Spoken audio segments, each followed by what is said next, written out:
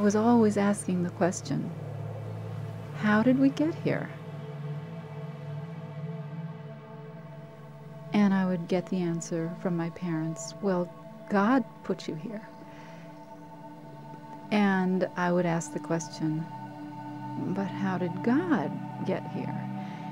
And I would go away by myself and I would try to ask those questions, and I would look up at the sky and look around me and really concentrate on that question. And when I did, a scary, sort of intriguing and wonderful feeling would come over me, but at the same time, a scary feeling.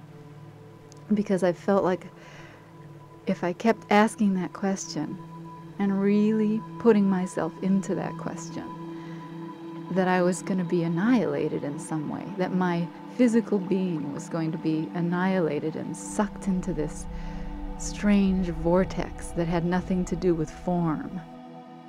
And I liked being in form. I liked the senses. I'm kind of led to live a life of complexity, or at least to explore the complexities of life. I want to find out what stops us from our consciousness. What is it that impinges upon that?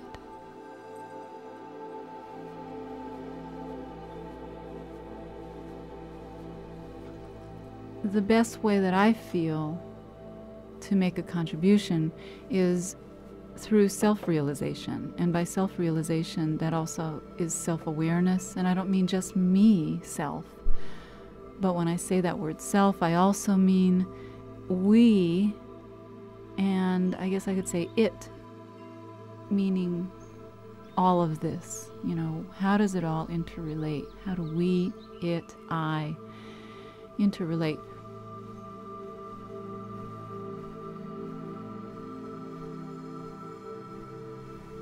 The first place to start is within my own exploration. And then as I develop some kind of understanding about these things, I can share them and I can embrace certain things. I can open up, expand my own perceptions, my own arms of awareness. And then I can better be with others, better serve others. It's going to have an impact on my chosen profession and on my personal life and who I am as an individual. And that's a small piece of the larger puzzle, but it's where I can start.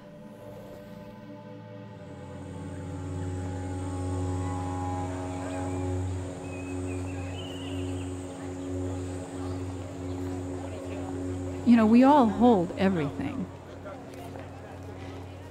And I guess my point is, I just want to try to recognize that everything in myself and in all of us.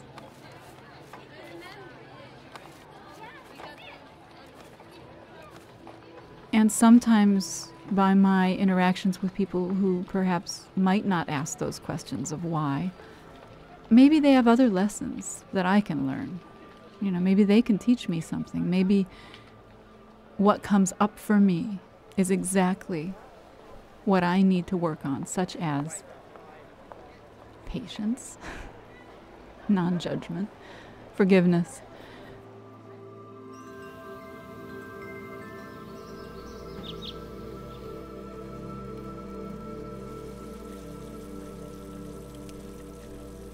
However, I do live my life not just talking about these philosophical things, but truly living them in my relationships with others, because I do have compassion for people, and I do give myself unconditionally to people in my relationships. That's really a part of who I am. And I like to theorize, I like to philosophize. It's fun for me. It's the self-indulgence, perhaps.